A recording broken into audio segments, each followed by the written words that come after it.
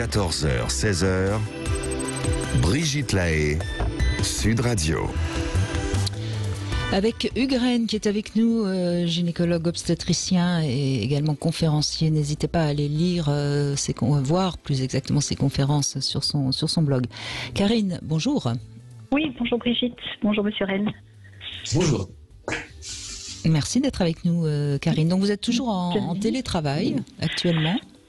Oui, donc je n'ai pas trop vu, je n'ai pas trop senti la fin du déconfinement, parce que, alors je suis enseignant-chercheur, ce qui veut dire que c'est un métier qui, enfin, dès le départ est en partie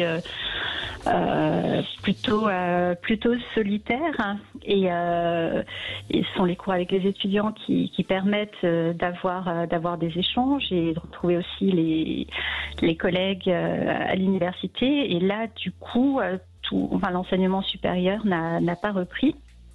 On envisage même de reprendre, d'ailleurs, de ne pas avoir de rentrée en septembre, ce qui est un peu déprimant, là, j'avoue. Donc pas de reprise. Tout continue à se faire en distanciel.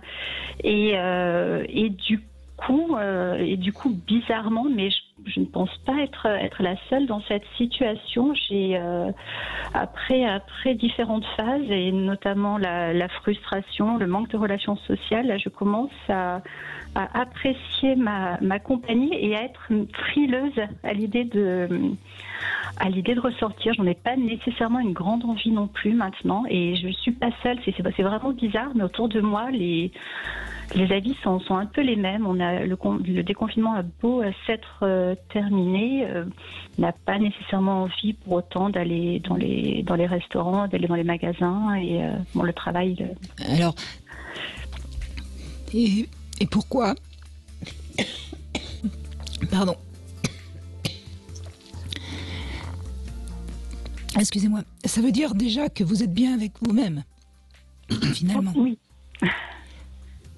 Oui, je vais vous aider, Brigitte. Oui, je pense que la première chose comme dit Brigitte, c'est que ça montre. Il y a pas mal de gens qui ont fait cette expérience. C'est qu'en fait, au début, on a tellement l'habitude d'être en société, de discuter avec tout le monde, qu'on est un peu perdu. Et puis, au bout d'un moment, on a le plaisir à se rencontrer, justement, dans ce que Brigitte disait tout à l'heure, une partie un peu plus essentielle de notre être.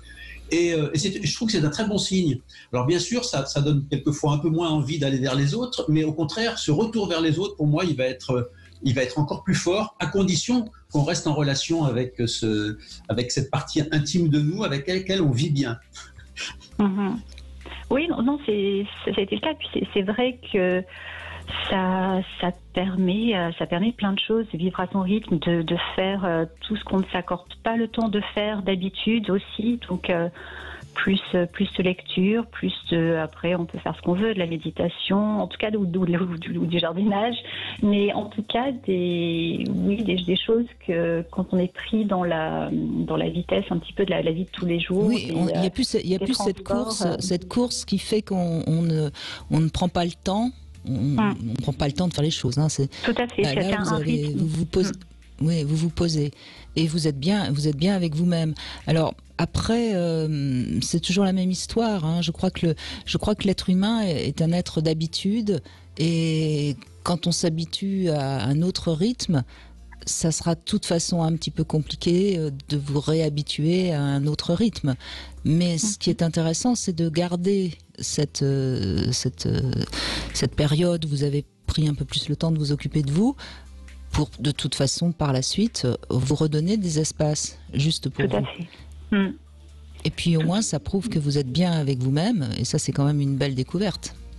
Tout à fait. Ouais, c'est vrai, comme je disais, c'est vraiment amusant. Et je pense que je ne suis pas la seule à avoir fait l'expérience de ces différentes phases. Au début, on s'était dit, bon, non, ça ne va pas durer. Puis on a été un petit peu d'énervement aussi à l'idée de se voir privé de son droit de bouger, de sortir, de liberté. Ensuite, en effet, il y a eu de la frustration. Je me souviens que lors de l'intervention du président, lorsqu'il avait annoncé que le déconfinement aurait lieu le 11 mai, bon, ça laissait encore plus de 3 semaines. Et là, il y avait eu un gros moment de perte de morale un petit peu. Et puis finalement, on s'habitue à avoir son rythme aussi. Les enfants, ce n'est pas la course le matin pour prendre les bus, pour les emmener à l'école, c'est appréciable. Alors ça ne veut pas dire que, franchement, là, si on me donnait le choix pour la rentrée de septembre, je voudrais vraiment pouvoir rentrer directement en présentiel avec les étudiants, plutôt que des solutions actuellement absolument terribles qu'on nous présente.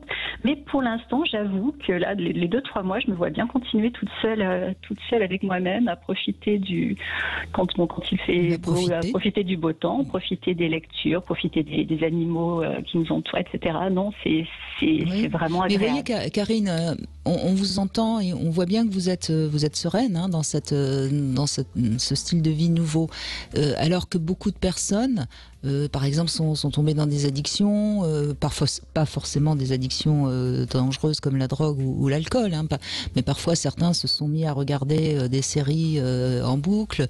Donc vous avez cette chance quand même d'être, oui, je le redis, d'être bien avec vous-même, de profiter pleinement de ce temps suspendu. Et je crois que ça c'est bien, parce que ça veut dire qu'il y a une force intérieure chez vous.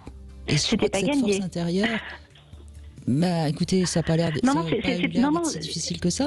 Non, tout à fait. Mais ce qui est marrant, c'est que justement, ça m'a fait très peur en début de confinement, aussi parce que le confinement a suivi d'une semaine une rupture amoureuse. Bon, c'était pas non plus une très grande histoire, mais bon, du coup, je me retrouvais célibataire.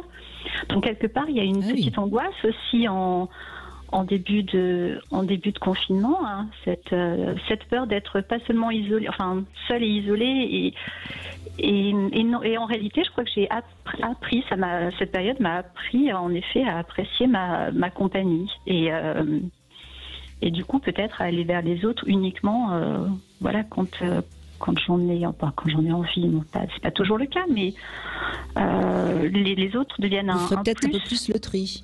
Voilà, tout à fait. C'est exactement ça. Oui. C'est bien. Vous savez, moi je dis souvent que la seule égalité qu'on a tous, c'est 24 heures par jour. Et en fonction du temps qu'on va passer avec des gens qu'on aime ou avec des gens qu'on va, c'est quand même une liberté qui est à nous. Donc autant passer du temps avec des gens qu'on aime. Mais c'est exactement ça. Ouais.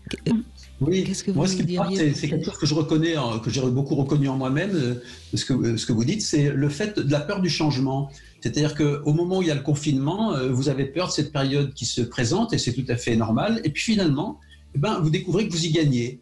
Et puis maintenant, il y a une nouvelle peur, c'est la peur de retourner dans cet autre système, et finalement, c'est comment vous allez y gagner aussi dans ce nouveau système, où vous êtes de nouveau en relation avec les gens. Et c'est ça qui compte, c'est chaque fois se dire, il y a quelque chose qui se présente, comment je vais essayer de bien vivre cette période et qu'est-ce que je vais apprendre. Et là, vous le dites bien, j'ai appris quelque chose, c'est que je peux vivre avec un autre rythme.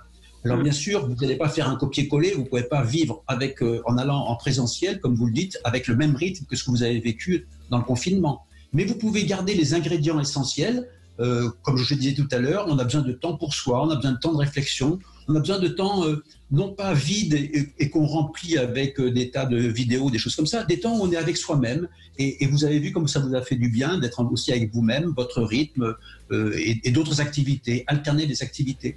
Donc je crois que ça c'est quelque chose, puisque tout à l'heure Brigitte parlait aussi du changement et du fait que, il y a une certaine peur du changement en introduction, je pense que et ça il faut le savoir qu'il y a cette peur, mais que finalement il faut la franchir pour découvrir quelque chose de nouveau, pour aller vers le nouveau. Ouais. Et ce qui est une petite anecdote, c'est que ma grande qui a 20 ans et qui est revenue se confiner avec nous, plutôt que de rester toute seule à l'autre bout de la France, quand le déconfinement a pris fin et qu'elle a dû partir en stage le 1er juin, sa conclusion était, en fait, on devrait avoir un mois de confinement par an. Parce qu'elle a vraiment apprécié le fait de se retrouver aussi comme ça, d'avoir le temps sans être stressée dans sa famille, elle aussi en fait, parce que c'est vrai que quand on est jeune et étudiant, on peut aussi avoir un rythme très très soutenu, être peut-être dans le guidon dans ses études, hein, et elle a beaucoup apprécié aussi. Ça s'appelle un mois de vacances par an, hein, Karine. Il faut en profiter pour peut-être se poser un peu plus et pas se sentir obligé d'aller visiter je ne sais quoi et de faire encore des tas de choses pendant un mois. Merci en tout cas, Karine. Et votre voix respire la sérénité, ça fait plaisir à entendre. Allez, on se retrouve dans un instant avec Christophe Médici qui sera avec nous. À tout de suite. 14h, 16h, Brigitte Lahaie, Sud Radio.